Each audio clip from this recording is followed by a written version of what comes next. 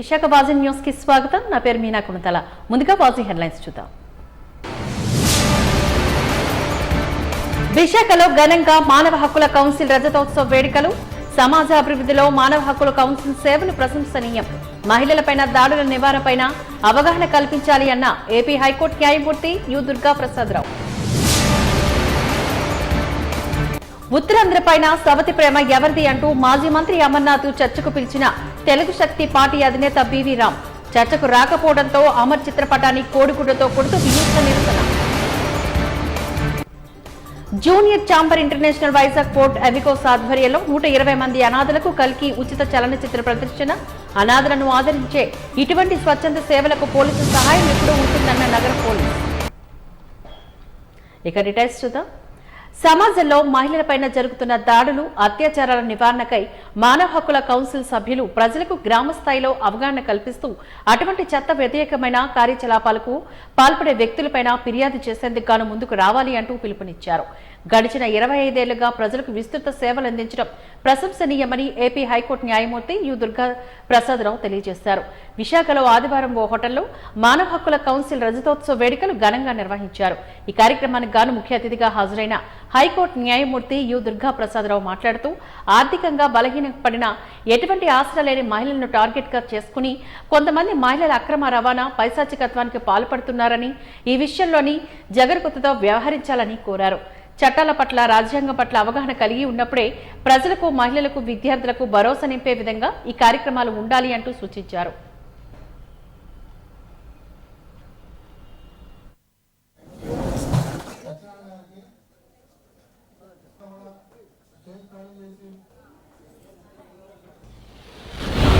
National human rights commission నుంచి justice Venkatachaliah గారు వచ్చి మాకు స్ఫూర్తి కలిగించారు.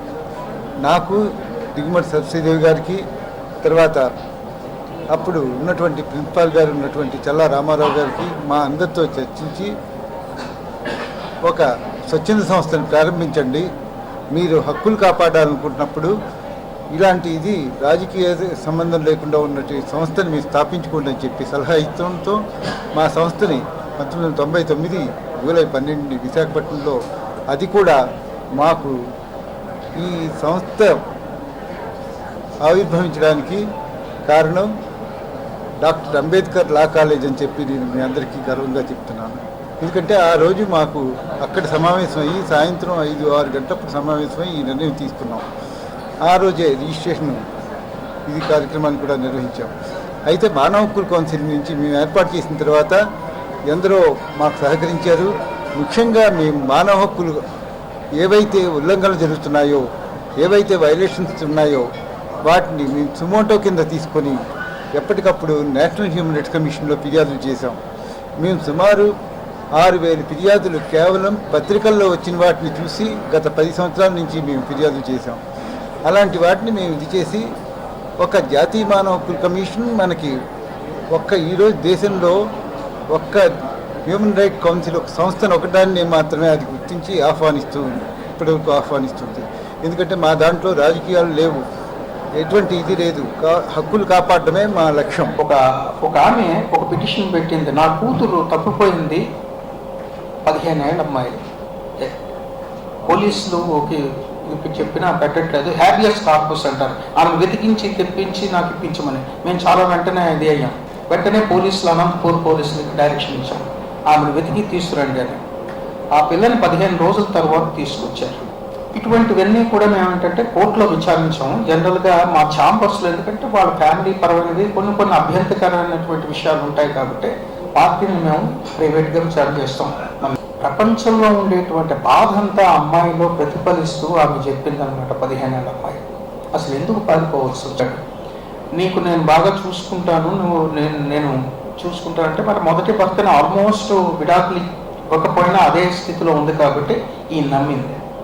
ఆయన ఎవరు అంటే మానవ హక్కుల అక్రమ రవాణాల్లో సిద్ధహస్తుడైన వాడు. బొంబే, కలకట్టాలకి అనకూడదు కానీ మానవ స్త్రీలని వ్యాపారం చేసేవాడు. అతడి వలలో చిక్కుకుంది. అతడితో సహజీవనం చేస్తుంటే ఈ అమ్మాయికి ఒక పెద్ద కూతురు 16-18 ఏళ్ళ అమ్మాయి ఉంది, రెండో అమ్మాయి 15 ఏళ్ళు. నేను చెప్పకూడదు సభాముఖంగా, ఆ వ్యక్తి ఆ మొదటి అమ్మాయితో సంపర్కం పెట్టుకొని ఆమెను లొంగ తీసుకొని ఆమెతో కూడా కాపురం చేస్తున్నాడు. వాడికి ఏం చేయలేని పరిస్థితి. ఇక రెండో అమ్మాయి, ముఖ్యంగా ఈ అమ్మాయి 15 ఏళ్ళ అమ్మాయిని ఆ రొంపిలో దించడానికి అతడేమో ఫోర్స్ఫుల్గా ట్రై చేస్తుంటే ఈ అమ్మాయి పారిపోయింది. బాలల హక్కులు అన్నారు, వృద్ధుల హక్కులు అన్నారు, స్త్రీల హక్కులు అన్నారు. ఇవన్నీ మీరు తీసుకున్నట్లే ముఖ్యంగా స్త్రీలని, ఆడపిల్లల్ని, ముక్కుపచ్చలాడిన వాళ్ళని ఈ రొంపులో లాగే వ్యక్తుల నుంచి వాళ్ళని రక్షించడానికి వాళ్ళ ఈ రోజు స్వచ్ఛత పక్వాడా 2024 సందర్భంగా వాక్థాన్ బీచ్ రోడ్ లో నిర్వహించారు. స్వచ్ఛత వాక్థాన్ ను HPCL special projects executive director N Baladandayuthapani, sales DGM C Muralikrishna, region DGM ప్రతి శ్రీనివాస్ మరియు ఇతర సీనియర్ అధికారుల సమక్షంలో ఫ్లాగ్ ఆఫ్ చేశారు. ఈ సందర్భంగా బీచ్ క్లీనింగ్ కార్యక్రమాన్ని చేపట్టారు. ఆర్కే బీచ్ కాళీమాత దేవాలయం దగ్గర జరిగిన స్వచ్ఛత సమావేశానికి గాను 250 మంది సభ్యులు హాజరయ్యారు. ఈ సందర్భంగా అందరికీ స్వచ్ఛత ప్రతిజ్ఞను చేయించారు. వాక్థాన్ కొనసాగుతుండగా ప్లకార్డులు ప్రదర్శించి స్వచ్ఛత నినాదాలు చేశారు.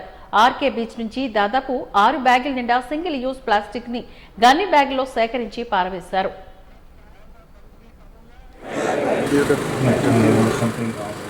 I take this pledge and devote time for this.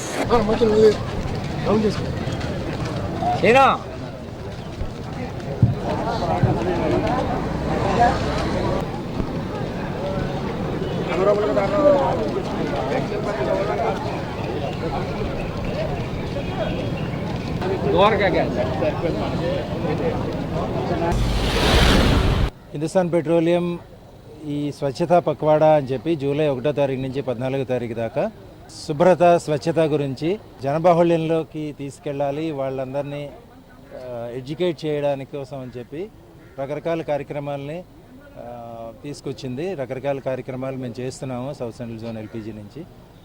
దాంట్లో భాగంగానే ఈరోజు ఇక్కడ స్వచ్ఛత శపథం ఇప్పించాము అందరికీ. మా ఎల్పీజీ డెలివరీ బాయ్స్, తర్వాత డిస్ట్రిబ్యూటర్స్, అట్లానే రిటైల్ నుంచి మా రిటైల్ హెడ్స్, తర్వాత వాళ్ళ డెలివరీ బాయ్స్ వీళ్ళందరూ వచ్చారు. వాళ్ళందరి చేత స్వచ్ఛత శపథం ఇప్పించాము, మేము తీయించుకున్నాము. తర్వాత ఇక్కడ నుంచి వాకథాన్ అని చెప్పి ఇక్కడ నుంచి వైఎంసీఏ దాకా మొత్తం దాదాపు 250 మంది ఉన్నారు ఈ రోజున ఈ కార్యక్రమంలో. వీళ్ళందరూ బీచ్ రోడ్లో ఇప్పుడే నడక మొదలుపెట్టారు. ఈ బీచ్లోనే శుభ్రత కార్యక్రమం, బీచ్ క్లీన్ చేసి వచ్చిన వ్యర్థ పదార్థాలని తీసి పక్కన పెట్టేస్తాము. ఇది కానీ ఈ స్వచ్ఛత అనేది చాలా ముఖ్యం.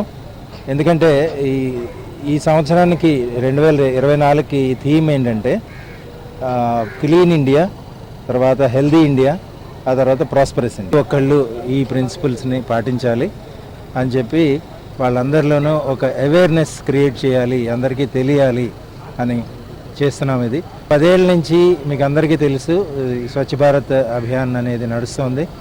మనం ఈ శుభ్రత విషయంలో చాలా మెట్లు పైకెక్కి వచ్చాము అందరూను. భారతదేశంలో ఇంకా చేయాల్సింది చాలా ఉంది. ఇది సాధ్యం ఎప్పుడవుతుందంటే పూర్తిగా జనాల్లో మనం మార్పు తీసుకురాగలిగినప్పుడే అవుతుంది. ఆ మార్పు అనేది అవేర్నెస్ క్రియేట్ చేయడం ద్వారా అవుతుంది. ఎవ్రీ ఇయర్ మనము ఈ స్వచ్ఛతా పక్వాడాని సెలబ్రేట్ చేసుకుంటున్నాము ఫోర్ట్నైట్. ఇది మనము ఇంతకుముందు ఎప్పుడూ ఇంత స్పెషల్ డ్రైవ్గా ఎప్పుడూ చేయలేదు. అయితే గత 10 ఏళ్ళుగా మనం చూస్తుంది ఏంటంటే ఇది ఒక ఉద్యమంగా స్టార్ట్ చేశారు. అది దానికి ఒక ఫోకస్డ్ అటెన్షన్ రావటానికి and making our India A clean and green India అనేది మన మోటోగా పెట్టుకొని మన పరిసరాలు మొత్తం క్లియర్గా ఉండి క్లీన్గా ఉండేటట్లు మనం జనరల్గా ఏదైనా సరే డెవలప్డ్ నేషన్స్ అంటారు. డెవలప్డ్ నేషన్స్కి వెళ్ళినప్పుడు మనకు కనిపించేది ఏంటి? Clean and neat roads, neat environment కనిపిస్తుంది. సో మనము అదే డెవలప్మెంట్తో పాటు ప్రయాణం మనం సాధించాల్సింది ఆ క్లీన్ అండ్ నీట్ ఎన్విరాన్మెంట్ అన్నమాట. సో ఈ ఉద్యమంతో మనం సాధించాల్సింది ఆ cleanliness of the environment and green environment also. Focus our energy and create that awareness as well as create our clean and neat environment around. ప్రపంచంలో అత్యంత శక్తివంతమైన మహాలక్ష్మి అమ్మ శక్తిపీఠం నిర్మాణ పనులు శరవేగంగా జరుగుతున్నట్లుగా అఖిల భారతీయ అగర్వాల్ సమ్మేళన్ జాతీయ అధ్యక్షులు గోపాల్ శరణ్ గారు తెలిపారు. విశాఖలో అఖిల భారతీయ అగర్వాల్ సమ్మేళనంలో ఈ సందర్భంగా ఆయన మాట్లాడారు. దేశ రాజధాని ఢిల్లీకి 190 కిలోమీటర్ల దూరంలోని హర్యానా రాష్ట్రంలో ఈ శక్తిపీఠం నిర్మిస్తున్నట్లుగా చెప్పారు. సుమారు 500 కోట్ల రూపాయల వ్యయంతో 2 ఏళ్ల క్రితం ప్రారంభమైన శక్తిపీఠ నిర్మాణం వచ్చే ఏడాదికి తొలి దశ నిర్మాణం పూర్తి చేయనున్నట్లుగా ఆయన తెలియజేశారు. సమ్మేళనం ఆంధ్రప్రదేశ్ రాష్ట్ర శాఖ కార్యవర్గం బాధ్యతల స్వీకరణ మహోత్సవానికి విశాఖ విచ్చేసిన గోపాల్ శరణ్ గారు పాత్రికేయులతో మాట్లాడారు. 108 అడుగుల ఎత్తు, 108 అడుగుల పొడవు, 108 అడుగుల వెడల్పు కొలతలతో 10 ఎకరాల్లో మహాలక్ష్మి అమ్మ మందిరం నిర్మిస్తున్నట్లుగా ఆయన వివరించారు. अध्यक्ष आदरणीय एमपी गोयल जी, हमारे नेशनल सेक्रेटरी श्री चांदमल अग्रवाल जी जो विशाखापट्टनम से हैं, हमारे राष्ट्रीय संगठन मंत्री भाई शशिकांत अग्रवाल जी जो हैदराबाद से चलकर आए हैं, आंध्र प्रदेश इकाई का शपथ ग्रहण समारोह आयोजित करने जा रहे हैं। हमारे समाज सम्मेलन के जो अन्य पदाधिकारी जिनकी आज हम सबका शपथ ग्रहण समारोह करेंगे, तो हर संपन्न व्यक्ति ने उनको एक सोने की मुद्रा और एक ईंट मकान बनाने के लिए दी। वो परंपरा आज भी पूरी दुनिया में उसका कोई विकल्प नहीं। और अग्रोहों में सनातन धर्म की नींव रखने वाले कलयुग में हम भगवान अगस्त्य जी के वंशज हैं। उन्हीं के सिद्धांतों को लेकर पूरे देश में, पूरी दुनिया में हमारी संख्या लगभग 10 करोड़ से ऊपर है। हम सेवा के कार्य कर रहे हैं और जोड़कर हम जो हमारे समाज के 95% लोग व्यापार करते हैं। మాతాడుగా మూల పురుషుడు శ్రీ అగస్త్యజీ మహారాజ్, అతనికి ఇప్పుడు 5178 సంవత్సరాలు అయింది. అతను మన రామ్ తాలూకా లవ్ కి 34వ జనరేషన్, 34th జనరేషన్. సో మా మూల పురుషుడు మాకు నేర్పింది ఏంటి అంటే, మీరు ఎంత గడిస్తారో ఏం చేస్తారో బిజినెస్లోనో దాంట్లో కొంత సేవా కార్యక్రమం ఉపయోగించాలా. అదే మేము స్ఫూర్తిగా తీసుకొని ఈ రోజు వరకు చేస్తున్నాం. మాకు ఆల్ ఇండియాలో కాదు, పూర్తి వరల్డ్లో కూడా మా గర్వల్స్ ఉన్నారు. మేమందరం సమ్మేళనం కింద ఏర్పడము. సుమారు 54 స్టేట్స్లో 22,000 బ్రాంచ్లు నడుస్తున్నాయి. దీనిలో 95% అందరూ బిజినెస్ కమ్యూనిటీలో ఉన్నారు. వాళ్ళందరూ బిజినెస్లో గడిస్తూ తమ ప్రాంతాల్లో ప్రజాసేవ చేస్తున్నారు. అలాగే మేము వైజాగ్లో కూడా ఎన్ని సేవలు చేసామో మీ అందరికీ తెలుసు. ఇక్కడ వాటర్ ప్రాజెక్ట్స్ అయితే మన రాష్ట్ర లిమ్స్ ప్రోగ్రామ్ ఇచ్చాము, 500 మందికి వీల్స్ ఇచ్చాము, అలాగే మన 150 మందికి వీల్స్ వేసి ఇచ్చాము. ఇలా చాలా కార్యక్రమాలు చేస్తున్నాం. ఇందులో భాగంగా మేము ఇంకా సేవలు చేయాలి అంటే మాకు గవర్నమెంట్ సపోర్ట్ కావాలా. మాకు ఏదైనా మేము అంటే సెంట్రల్ గవర్నమెంట్ అయితే మాకు బాగా సపోర్ట్ ఉంది. వాళ్ళు మనకి ఆల్రెడీ ఒక ఎయిర్పోర్ట్కి అగస్త్యజీ పేరు పెడుతున్నారు. చాలా స్కూల్స్ కూడా అగస్త్యజీలో ఉన్నాయి. అలాగే నార్త్ ఇండియాలో మన స్కూల్ తాలూకా సిలబస్లో అగస్త్యజీ తాలూకా పాఠ్యాంశం పెట్టున్నారు. చాలా స్కూల్స్ తర్వాత పార్క్స్ కూడా పెట్టున్నారు. తర్వాత ఒక నేషనల్ హైవే ఎలక్షన్ అయిన తర్వాత పేరు కూడా అగస్త్యజీ మారడానికి పెట్టారు. సో మాకు ఇప్పుడు ఆంధ్ర నుండి కోఆపరేషన్ కావాలి. మాకు వైజాగ్లో ఏదైనా భూమి అలాట్ చేస్తే మేము మంచి స్కూల్స్ గట్రా కట్టేసి అంతా మా ఫైనాన్స్లో చేస్తాము. మాకు ఓన్లీ ల్యాండ్ కావాలి. వైజాగ్ పెందుర్తి పరిధిలో అంతరాష్ట్ర దొంగని పట్టుకున్నాము అంటూ క్రైమ్ డీసీపీ వెంకటరత్నం పేర్కొన్నారు. ఈ రోజు విశాఖలో మీడియాతో ఈ సందర్భంగా మాట్లాడుతూ తరచూ దొంగతనాలకు పాల్పడుతున్న నిందితుడి పేరు శ్రీనివాస్ రెడ్డిగా గుర్తించామని, 2022లో బైకులు దొంగతనం చేసిందని, గతంలోని అంటే 2023 నుంచి 25 సంవత్సరాల్లో గాజులక స్టీల్ ప్లాంట్ పరిధిలో దొంగతనాలకు పాల్పడ్డాడు అంటూ వివరించారు. ఆ తర్వాత భువనగిరికి పారిపోయిన నిందితుడు మార్చిలో మళ్లీ విశాఖ వచ్చాడని, ప్రతి 20 రోజులకోసారి దొంగతనాలు చేస్తున్నాడని ఆరోపించారు. కొంతమంది బాధితులు ఇచ్చిన ఫిర్యాదులతో కేసు నమోదు చేసి చాలా వేగంగా నిందితుడిని పట్టుకున్నామని, 403 గ్రాముల బంగారం, 2,600 గ్రాముల వెండి దొంగతనం చేయగా వాటిలో 235 గ్రాముల బంగారం, 1935 వెండి స్వాధీనం చేసుకున్నట్లుగా ఆయన వివరించారు. అఫెన్సెస్ చేసినట్టు ఒప్పుకోవడం జరిగింది. ఈ 7 అఫెన్సెస్ కూడా 2022లో ఒక అఫెన్స్ చేశాడు. అది బైక్ అఫెన్స్. యాక్చువల్ గా 13 నెలలు మన విశాఖపట్నం సెంట్రల్ జైల్లోనే అతను శిక్ష అనుభవించాడు. అంటే హైదరాబాదు అండ్ 2003, 2005లో ఒక 2 years గాజువాక లిమిట్స్ మింది ఏరియాలో అతను నివాసం ఉన్నాడు. అప్పుడు కూడా Duvvada police station, Gajuwaka limits లో ఒక స్టీల్ ప్లాంట్ లిమిట్స్ లో 4 అఫెన్సెస్ చేశాడు. అందులో శిక్షగా మన జైల్లో 13 months శిక్ష అనుభవించి అతను 11/12/2023లో రిలీజ్ అయ్యాడు. అంటే గత సంవత్సరం డిసెంబర్ లో రిలీజ్ అయ్యాడు. ఆ తర్వాత అతను ప్రస్తుతం ఉంటున్నదైతే భువనగిరి, యాదాద్రి డిస్ట్రిక్ట్ ఆఫ్ తెలంగాణ. అక్కడికి వెళ్ళిపోయి కంటి ఆపరేషన్ చేయించుకున్నాడంట. ఆ తర్వాత జైల్లో ఏర్పడినటువంటి ఫ్రెండ్షిప్ ద్వారా మళ్ళీ మార్చి 3వ తారీఖున విశాఖపట్నం వచ్చాడు. ఫస్ట్ అఫెన్స్ వచ్చి విశాలాక్షి నగర్ లో చేశారు. ఆ తర్వాత ఎవ్రీ 15 days 20 days గ్యాప్ లో, అంటే మార్చి నుంచి మే వరకు కూడా అఫెన్స్లు చేయడం జరిగింది. గుడివాడ అమర్ నోటికి ఇష్టం వచ్చినట్లుగా మాట్లాడారని, అతని మాటల వల్ల ఆంధ్రప్రదేశ్లో ముఖ్యంగా ఉత్తరాంధ్ర ప్రాంతంలో ఎవరైనా పెట్టుబడులు పెట్టాలి అంటే భయపడే పరిస్థితి ఏర్పడింది అంటూ తెలుగు శక్తి అధ్యక్షుడు బివి రామ్ తీవ్రంగా స్పందించారు. విశాఖపట్నం విజేఎఫ్ ప్రెస్ క్లబ్ లో ఏర్పాటు చేసిన మీడియా సమావేశంలో ఆయన మాట్లాడారు. చంద్రబాబు నాయుడుపై చేసిన వ్యాఖ్యల పట్ల వైసీపీ ప్రభుత్వంలో ఉత్తరాంధ్ర ప్రాంతానికి చేసిన అభివృద్ధి ఏమిటో చర్చించేందుకు గాను ప్రెస్ క్లబ్ కి రమ్మని సవాల్ చేసినప్పటికీ కూడా గుడివాడ అమర్ రాలేదని ఆరోపించారు. ముఖ్యమంత్రి నారా చంద్రబాబు నాయుడుపై అనుచిత వ్యాఖ్యలు చేసిన గుడివాడ అమర్నాథ్ పై పోలీస్ కేసు పెడతాము అంటూ సోమవారం తను పోలీస్ కమిషనర్ కు కలిసి ఫిర్యాదు చేశానని తెలిపారు. మా మనోభావాలు దెబ్బతీశారు కాబట్టి ఈ కోడిగుడు మందికి గుణపాఠం చెప్పాలని చెప్పి కోడిగుడుతోనే గుణపాఠం చెప్తాం.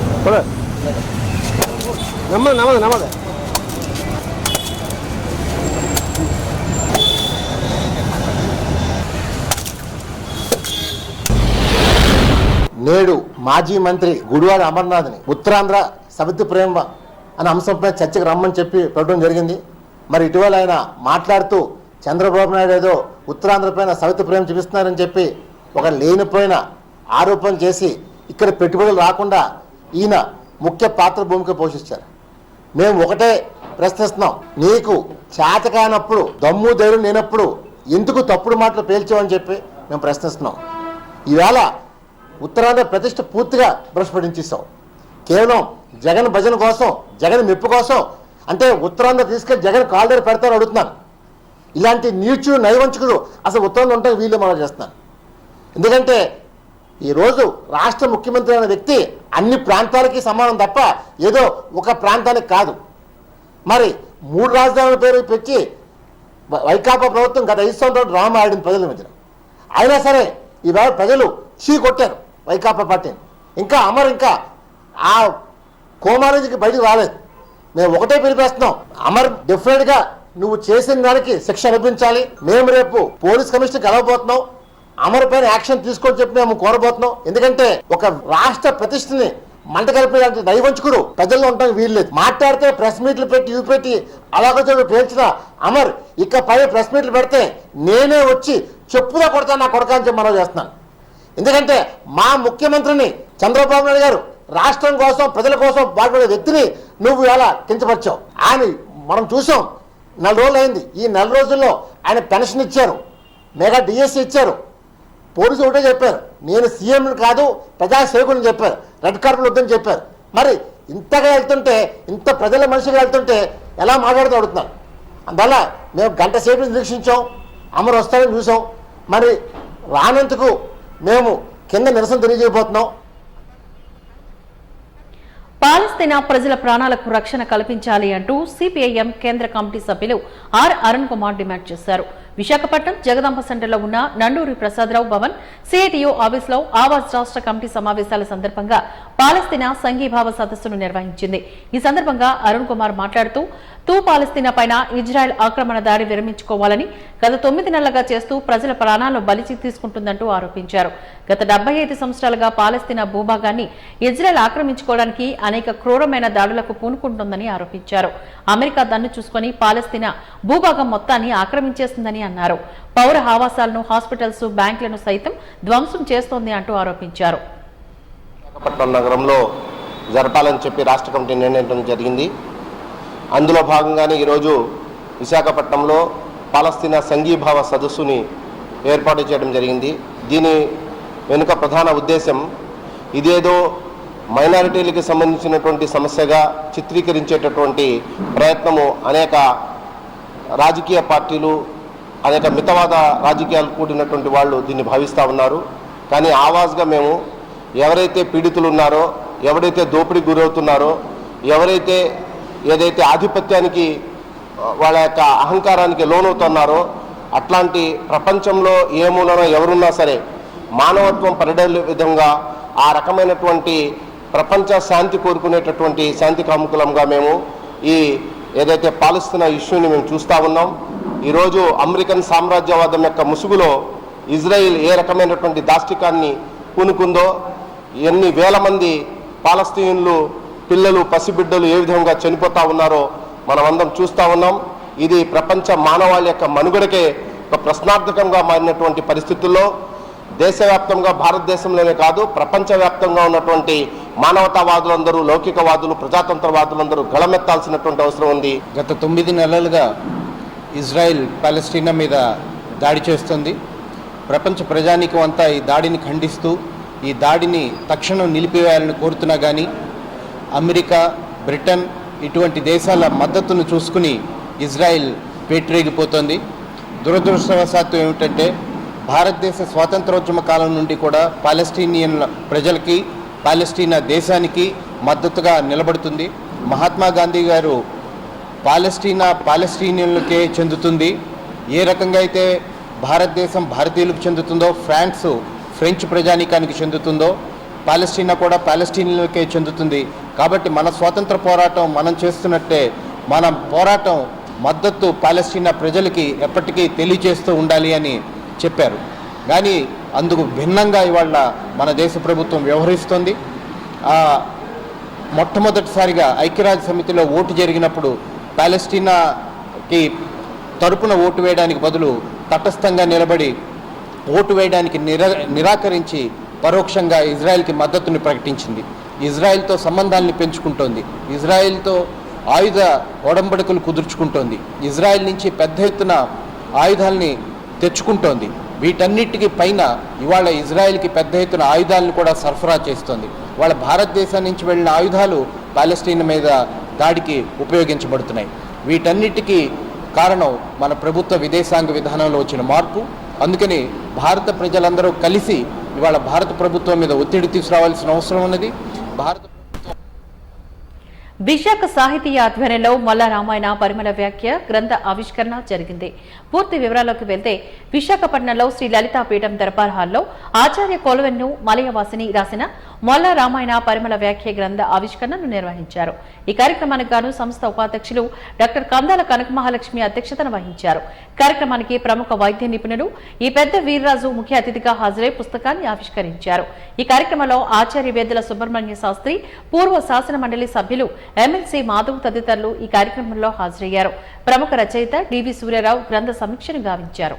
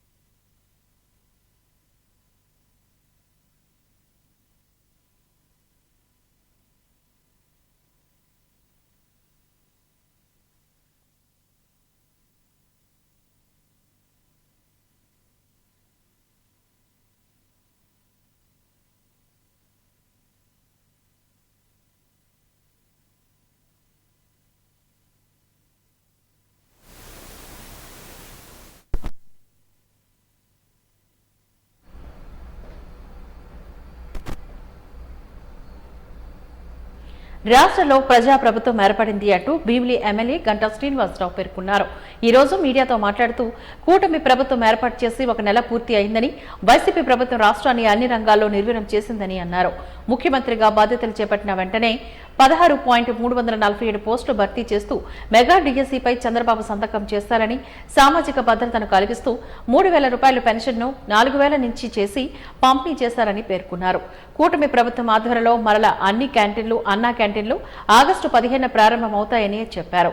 ప్రజల ఆస్తులకు రక్షణ లేకుండా చేస్తూ తీసుకొచ్చిన ల్యాండ్ టైటిలింగ్ యాక్ట్ ను చంద్రబాబు రద్దు చేశారని, కూటమి ప్రభుత్వం ఇసుకను ఉచితంగా ఇస్తోందని అన్నారు. గత వైసీపీ ప్రభుత్వంలో నాయకులు చేసిన భూ దోపిడీలపై విచారణ జరిపి చర్యలు తీసుకుంటామని, విశాఖ ఫైల్స్ త్వరలోనే రిలీజ్ చేస్తామని అన్నారు. రాజకీయాల్లో కూడా కీలక పాత్ర పోషిస్తున్న వ్యక్తి పెద్దలు చంద్రబాబు నాయుడు గారి నాయకత్వంలో, అలాగే ఈరోజు ఒక చరిస్మాటిక్ లీడర్, మరి పవర్ స్టార్ గా ఉన్న పవన్ కళ్యాణ్ గారి సపోర్ట్ తోటి, అలాగే కేంద్రంలో ఈరోజు నరేంద్ర మోడీ గారి యొక్క స్ఫూర్తితోటి ఈ కూటమి ప్రభుత్వం ఏర్పడిన ఈ 30 రోజుల్లో చేసిన కార్యక్రమాలు ఒకసారి చూస్తా ఉంటే, మరి గతంలో 5 ఏళ్లు ఉన్న ప్రభుత్వం ఏ విధంగా ఈ రాష్ట్రాన్ని అన్ని రంగాల్లో నిర్లక్ష్యానికి గురిచేసింది, ఈ 4 రోజుల్లో ఈ ప్రభుత్వం దానికి విరుద్ధంగా ఏ విధంగా అభివృద్ధి పరంగా, సంక్షేమ పరంగా పరుగులు తీస్తుందన్న విషయాలని కూడా మనం చూస్తా ఉన్నాం. మరి అందులో చూస్తే ప్రధానంగా మొత్తం ఒక 30 కార్యక్రమాలకి ఇప్పటికే శ్రీకారం చుట్టడం జరిగింది. మధ్యలో ఒక యువకుడు విధి నిర్వహణలో ఉన్న కానిస్టేబుల్ పై దాడి చేశాడు.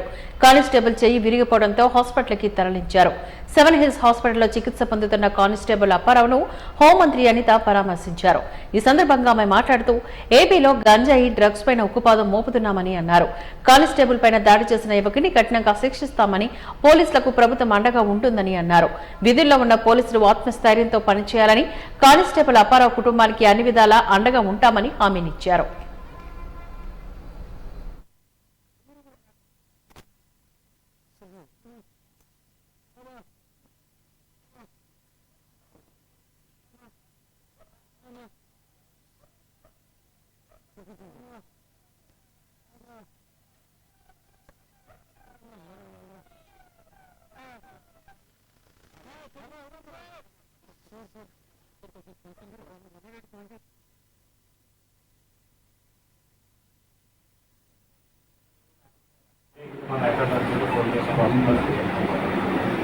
ఈరోజు 7 వెళ్ళాడు, లక్ష్యంగా 7 వెళ్ళాడు. ఈరోజు 30 ఆటోలు లేదు.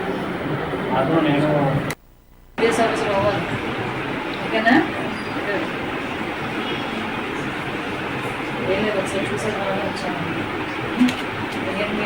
సపోర్ట్ చేయాలి.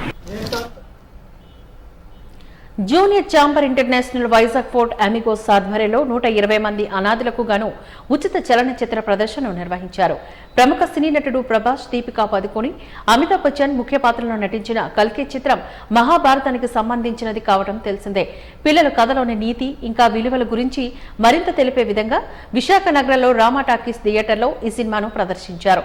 ఈ కార్యక్రమంలో ముఖ్య అతిథిగా నగర పోలీస్ కమిషనర్ శంకప్రాత బాగ్చి హాజరై పిల్లలతో కమిషనర్ ముచ్చటించారు. అనంతరం జేసీఏ సభ్యులను అభినందించారు. ఈ కార్యక్రమంలో సంస్థ ప్రెసిడెంట్ భార్గవ్ మహర్షి, శివాజీ, బుద్ధరాజు తదితరులు ఈ కార్యక్రమంలో పాల్గొన్నారు.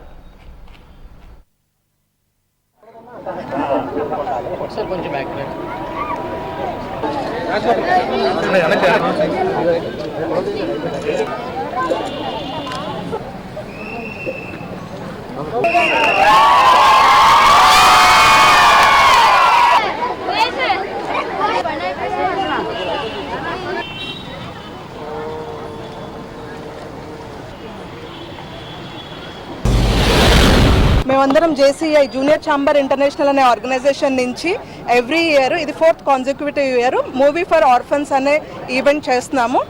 ఈ ఈవెంట్ ఏంటంటే అనాథ పిల్లలకి మనం అందరం చాలా సహాయం చేస్తూ ఉంటాము. బట్టలు, బుక్స్, గవర్నమెంట్ ఫుడ్, హాస్టల్స్ అన్నీ ప్రొవైడ్ చేస్తారు. బట్ స్కూల్ ఎడ్యుకేషన్ కాకుండా అవుట్ సైడ్ వరల్డ్ ఎక్స్పోజర్ ఉండాలి పిల్లలకి.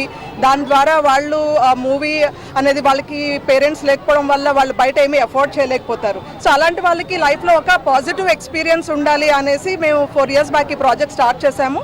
సక్సెస్ఫుల్లీ రన్నింగ్ అండ్ కిడ్స్ చాలా ఎంజాయ్ చేస్తున్నారు. Every year they will be looking forward ఈ ప్రోగ్రామ్ కోసం. సో మూవీ కూడా సెలెక్ట్ చేసుకొని వాళ్ళకి అందులో నుంచి వాళ్ళు నేర్చుకునేలాగా ఉండాలి అని చెప్పి మంచి మూవీ సెలెక్ట్ చేసుకుని, ఇప్పుడు అలాగే కల్కి చూసుకుంటే మహాభారతం గురించే మ్యాక్సిమం దాని బ్యాక్గ్రౌండ్ అంతా ఉంటుంది. సో అది పిల్లలు ఒక ఇన్స్పిరేషన్గా కూడా తీసుకుంటారని భావిస్తున్నాము. దాని ద్వారా తీసుకురావడం జరిగింది. అలాగే ఈరోజు మనకి చీఫ్ గెస్ట్లుగా ఉన్నారు, చాలామంది స్పాన్సర్స్ ఉన్నారు ఈ ఈవెంట్కి. సో ఎవ్రీ ఇయర్ ఈ ఈవెంట్ సక్సెస్ఫుల్గా జరుగుతుందంటే మాకు స్పాన్సర్స్, మా ఆర్గనైజేషన్, మా మెంబర్సే కారణం. ఈరోజు ఆర్ఫన్స్ అందరికీ కూడా మూవీ చూపించడం జరుగుతుంది. పాస్ట్ 3 years నుంచి ఈ ప్రోగ్రామ్ జరుగుతుంది. యూనిక్ ప్రోగ్రాము అంటే ఆర్ఫన్స్కి ఆల్మోస్ట్ వాళ్ళ దగ్గరికి వెళ్ళి ఫుడ్ ఇవ్వడం జరుగుతుంది, మన యానివర్సరీస్, బర్త్డే సెలబ్రేట్ చేసుకోవడం జరుగుతుంది. కానీ వాళ్ళు ఒక మూవీ చూడాలంటే థియేటర్కి వచ్చి అది ఎప్పుడో వాళ్ళు పెద్ద అయ్యి జాబ్స్ చేసి లేదా కాలేజ్ టైంలో పెద్దవాళ్ళు అయ్యి బంక్ కొట్టి చూడాలి తప్పించి నార్మల్గా చూసే ఆప్షన్ వాళ్ళకి ఉండదు. కాబట్టి వాళ్ళకి ఆ ఎక్స్పీరియన్స్ ఇవ్వాలి. They have to see the movie in theatre అనే ఎక్స్పీరియన్స్ కోసం వాళ్ళకి ఈరోజు మూవీ ఫర్ ఆర్ఫన్స్ అని పెట్టి థియేటర్కి తీసుకొచ్చి చూపించడం జరుగుతుంది. ఇవాళ ఆల్మోస్ట్ 200 personsకి ఆర్ఫన్ చిల్డ్రన్కి చూపించడం జరుగుతుంది మూవీ. దానికోసం స్పాన్సరింగ్ చేసిన వాళ్ళు and our chief guest Shanka గారు అండ్ శివాజీ గారు, వీళ్ళంతా కూడా మా కేఎస్ రావు గారు, జోన్ మెంటర్, వీళ్ళందరూ కూడా సహకరించడం వల్ల నేను ఈరోజు ఈ ప్రోగ్రామ్ చేయడం జరిగింది.